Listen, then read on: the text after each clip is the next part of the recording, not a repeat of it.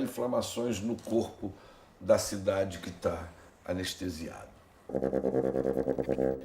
O meio urbano se torna um dos elementos da obra. Que nem andar de skate. Caminhar em São Paulo. Criar uma fissura mesmo no fluxo da cidade. Ligado a esses trabalhos que escapam dessa ideia do lugar demarcado, institucionalizado. Brasil Visual está hoje no Rio de Janeiro, no bairro de Laranjeiras, para conversar com Ronald Duarte sobre intervenção urbana. Se chama intervenção urbana ações efêmeras no espaço urbano. Uma forma de trabalhar, uma forma de se comunicar com essa urbe, com essa cidade, tentando trazer esse diálogo que proporcionou a construção da cidade em pauta. Uma mudança na cidade e uma mudança no pensamento do morador, do cidadão com a própria cidade. Ultrapassar todos esses limites geográficos e limites sociais, e limites políticos e limites espaciais que a cidade, que o urbano oferece, né? A rua pede para você fazer alguma coisa que esteja ali ou que ela tem que significar de novo. Você ressignifica as coisas. Chega de papo e vamos para a rua.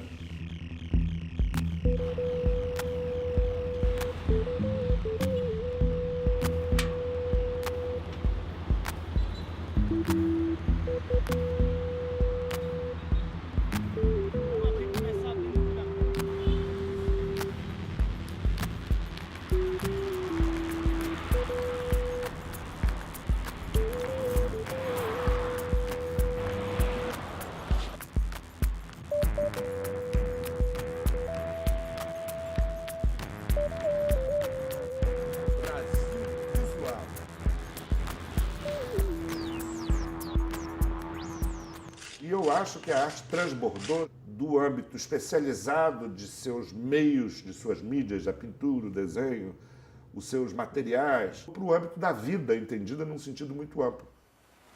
Eu já estava sendo convidada para essa exposição de cerâmica, uma exposição com quem faz cerâmica. E eu já vinha com a história de rua, de performance, de situação, sabe, pública, que aquela sala de cerâmica era meio estranha para mim. A gente levou lá para dentro do museu o muro, que é justamente um paredão que foi feito na Mário Melo para construir apartamentos para mortos. Você passa pela calçada, você passa do lado de um monte de gente morta se decompondo aqui ao teu lado. Um muro recheado de mortos. Então, a obra se chamou Atrás do Muro. Foi quando apareceu de novo a mulher. Ela, na sua posição de morta, né? Morta, viva, viva, morta, ela voltou à tona para dar mais força ao que eu queria falar. Eu decidi que ela ia ter uma relva, certo? Ela ia ser viva através da planta. O próximo passo seria queimá-la. E a pele orgânica, a pele cerâmica, com fogo, um queima, perpetua e o outro destrói. A mulher passou pelo rio, pela cidade e vai ser queimada. Então a gente fez esse cortejo, esse ritual de passagem.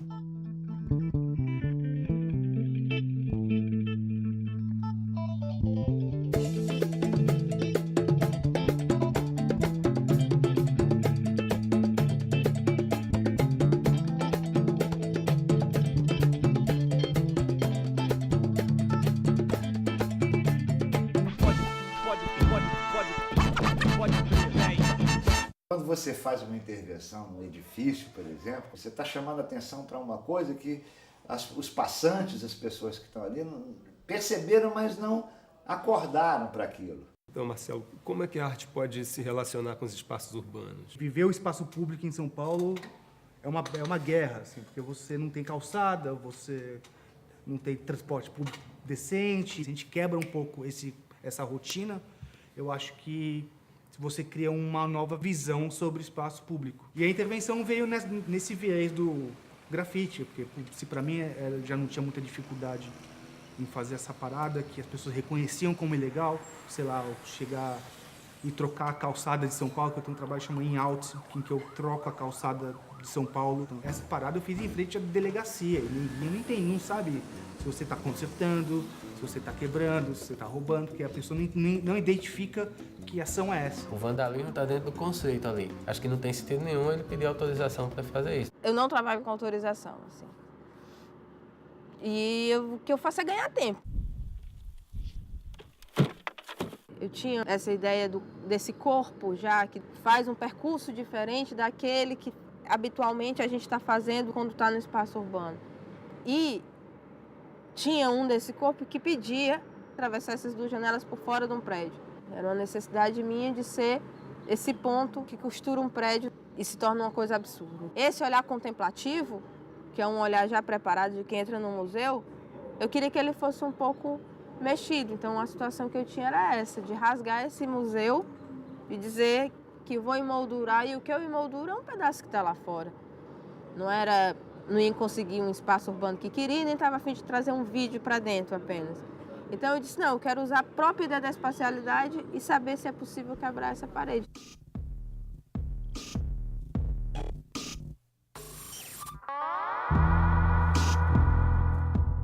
É difícil, às vezes, você convencer os gestores, né, entre aspas, que estão acostumados com um modelo restrito de expressão.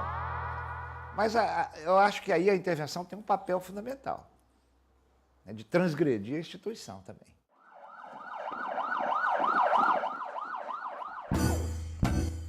Eu vou chegar e pedir autorização para falar, não, deixa eu botar uns foguinhos aqui nos ônibus, nas placas de ônibus.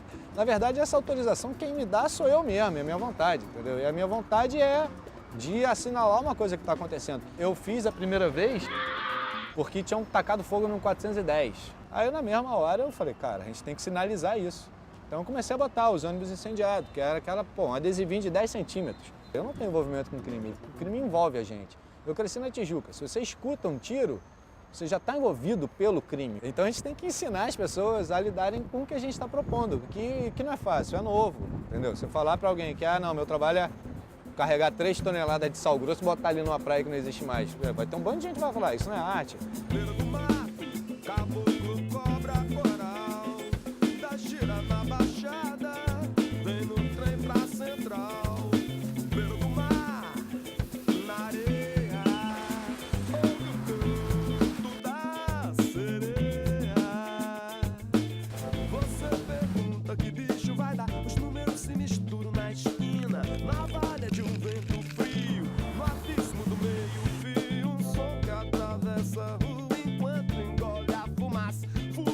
De gasolina, pedaços de dinossauro. Aqui da beira dá pra perceber o abalo que vem do fundo, um baque de fim do mundo. Aqui da beira dá pra perceber a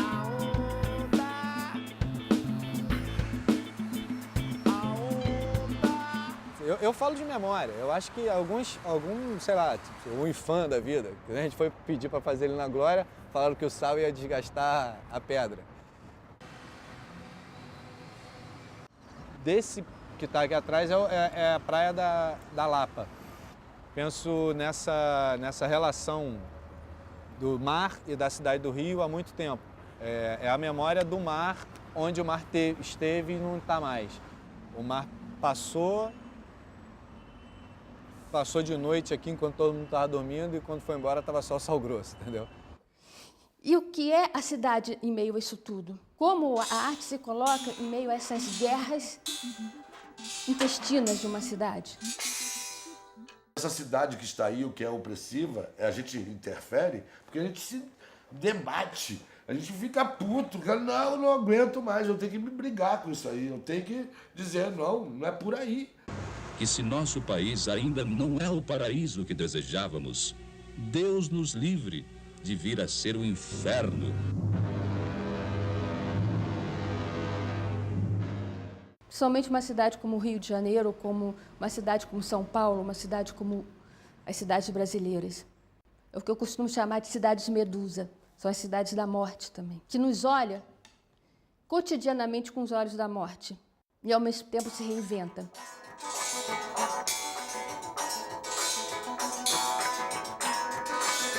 O que significa isso? O que significa reinventar a cidade? Mantenha viva dentro de você a chama de amor ao Brasil. Os trabalhos do Ronald têm essa relação, que é algo entre a fúria e a festa. Então o Fogo Cruzado, o Mar de Amor, eles são verdadeiros reações viscerais de não dormir com a metralhadora cantando.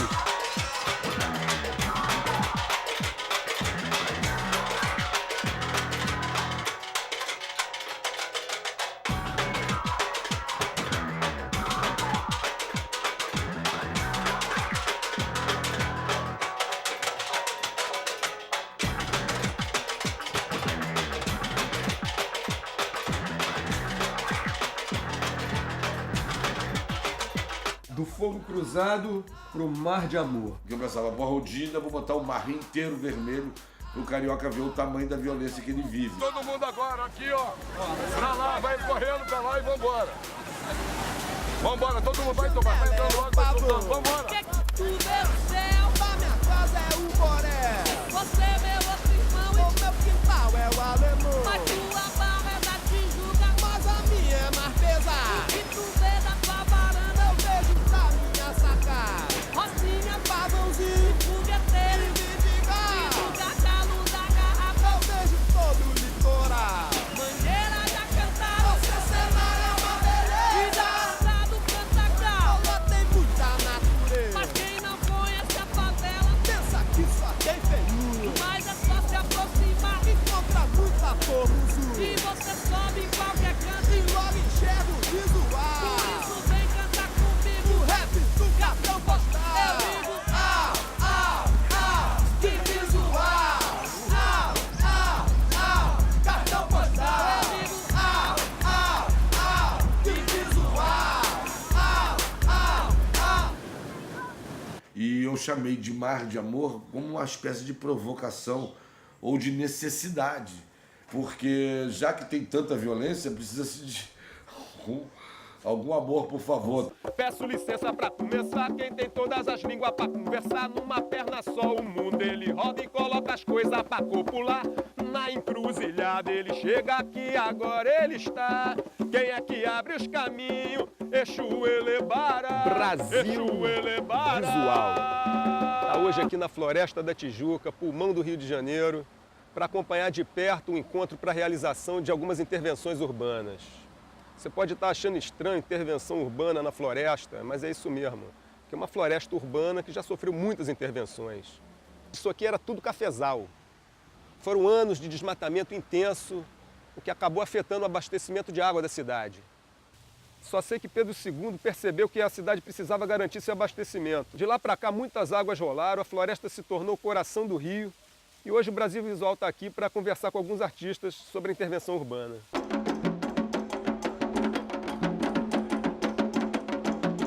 A gente oferece ao orixá o que a gente tem de melhor.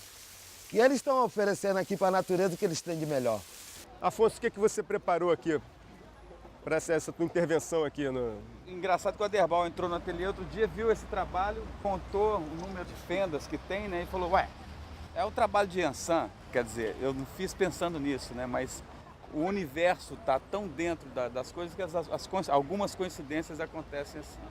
Há muitos anos eu venho trabalhando com essas aproximações com a cultura de raiz africana, candomblé. A arte contemporânea te provoca e diz, e aí? Sabe, o que você acha disso? O que pensa disso? Essa ideia de que a árvore está exalando, né? Está cheia de feridas, na verdade, né? Pela colocação de velas e aí que vai aquecendo o tronco e vai abrindo espaços entre o tronco e as raízes. Integrem então, o vegetal com o animal e ao mesmo tempo sugere um ninho também, né? Um aconchego.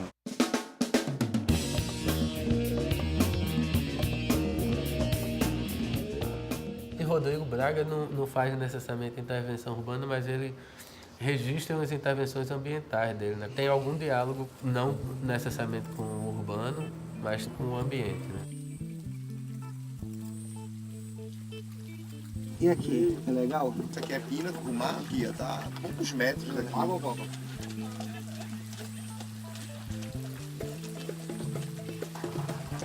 Paulo Paz, que faz meio como Rodrigo, é uma intervenção mais ambiental. Em Recife mesmo ele colocou até no espaço urbano aquelas estruturas dele.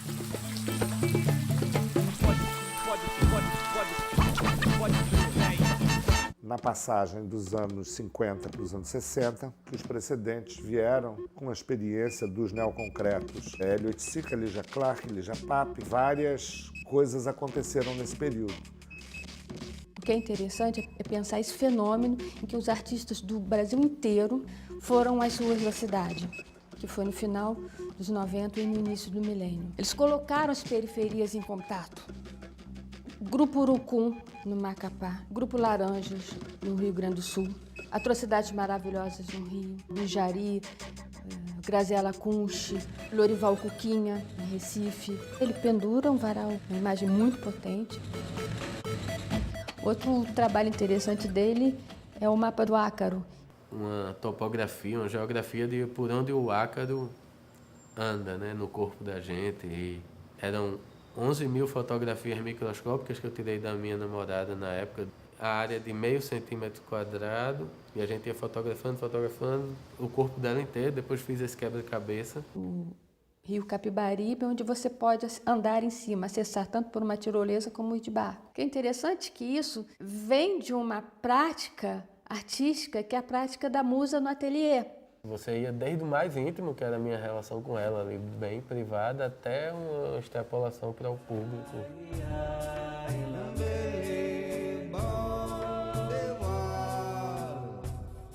A imagem do trabalho é essa, é uma inversão da paisagem na Urbis, né? Criar um desvio no curso do rio, no curso tradicional, no curso normal, no curso naturalizado do rio. O trabalho chama-se Manta de Rio, ele aconteceu na Semana do Spa de 2006.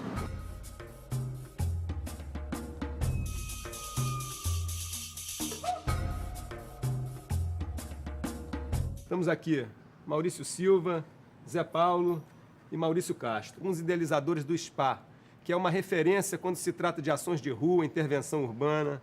Então, primeiro de tudo, quero saber o que é essa sigla, SPA. Ela era um nome meio nonsense de fantasia que a gente fez, que realmente não sei por que a gente fez isso.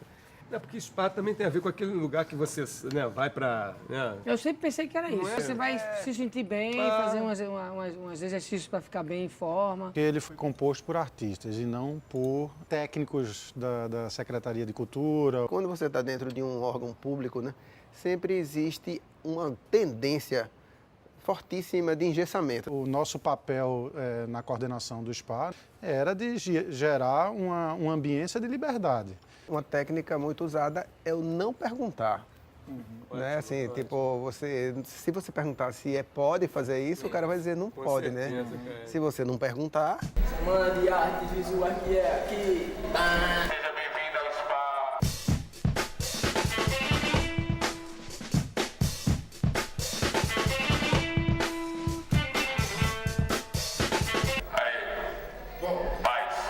Esse caráter de intervenção urbana, ele não foi colocado pela direção do SPA, ele foi colocado quando se abriu esse espaço, os projetos que vieram a se inscrever é que tinham essa característica. Trouxe muita gente, a gente convidou muitas pessoas, a gente fez com que as pessoas viessem até Recife, conhecessem os artistas. Estou aqui ministrando uma oficina no SPA. Pois é, passaram muitos artistas por lá, né? Você lembra? Muita, não. Pode citar alguns? A lista é enorme, assim.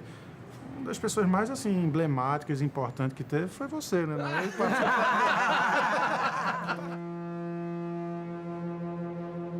O dinheiro é um objeto literal do desejo, atualmente falando, e o tempo mais ainda.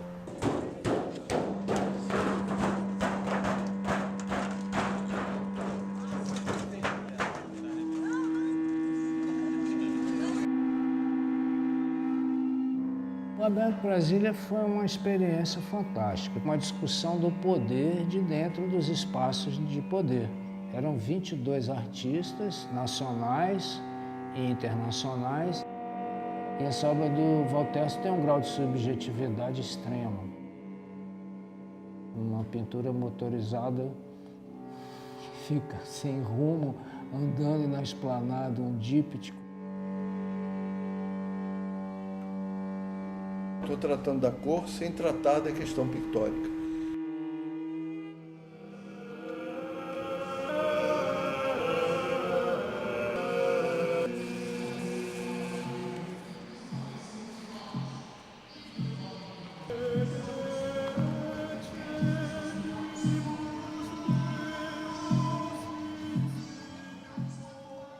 Aqui em João Pessoa tem uma lagoa, bem no centro da cidade. É o ponto central onde todo mundo desembarca, principalmente quem vem dos bairros periféricos. Cada artista seria convidado para exprimir num outdoor, quer dizer, 9 por 3 metros, uma das passagens da Via Sacra.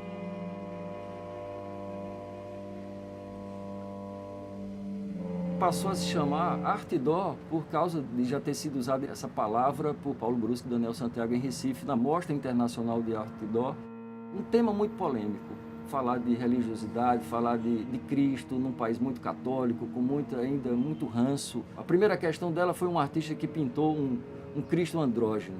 Tentaram rasgar o outdoor porque tinha um Cristo com os dois sexos. Né? E o artista dizia que Cristo era um símbolo, não era nem homem nem mulher, era um símbolo. As pessoas esperavam uma mostra comportada, as cenas clássicas do Renascimento, com relação a Cristo. Era um momento onde o Comando Vermelho era muito famoso no Rio de Janeiro e comentou-se sobre o meu trabalho, que era um trabalho que falava da violência no Rio, falou-se também de religião afro-brasileira, que aquilo era um insulto à Igreja Católica. A minha ideia era ir lá em cima na estátua do Cristo, levar gelatina de refletor de teatro vermelha para aplicar em cima dos refletores que já iluminavam a estátua e mudar a cor da iluminação. E hoje em dia, e no jornal, que o padre que cuida dela, ele tem um aplicativo no iPhone dele, ele muda a iluminação do iPhone. A intenção era essa, era convidar o cidadão a usar a cidade de uma maneira mais livre. Teve uma outra do Alexandre Vogler, que ele colocou um símbolo do Exu no morro, lá em Nova Iguaçu, gigante, feito com cal. Acabaram desmanchando o tridente e plantaram coroa de Cristo no lugar. Teve uma repercussão violenta a ponto de, para poder apagar o incêndio, houve um culto ecumênico para poder exorcizar o tridente.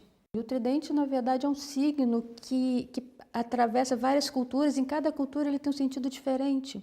Aqui ficou associado ao Exu, mas o sentido de mal não existe, porque não existe esse maniqueísmo dentro das religiões afro-brasileiras. É só para indicar o tipo de intolerância que estamos vivendo. Você tem uma relação com o candomblé. Em alguns trabalhos seus isso se manifesta. Por exemplo, o Nimbo Oxalá. Eu penso que a relação direta é com a história da saúde da minha mulher. Eu queria agradecer muito ao Oxalá por ela ter vivido, porque eu sou apaixonado por ela, todo mundo sabe, né? E eu acredito que seja uma oração. Agora, só que algumas vezes foi, em vez de ser em terra, foi no mar. Na água, o mais mágico da história foi Mãe Beata que deu o nome, que jogando búzios. Ela falou assim, a fumaça não vai subir. Posso dar um nome? Deixa eu dar um nome do trabalho. Eu falei que ela Arababara e Jaúdoiá, escreve aí. Aí escrevi. Aí eu falei, mas o que significa isso? Ela, é o corpo de Oxalá sobre o corpo de Iemanjá. Olha só.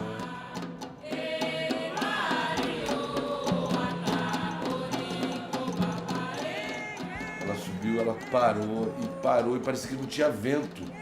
Ficou aquela fumaça um tempão, escondeu o barquinho inteiro. Aí depois ela foi dissolvendo assim, ó, dos lados, igual a Mãe Beata falou. O Oxalá, cara, na verdade é uma ligação entre o céu e a terra, né? Aquela coisa da fumaça mesmo que comunica. E que cada lugar acontece de uma maneira diferente.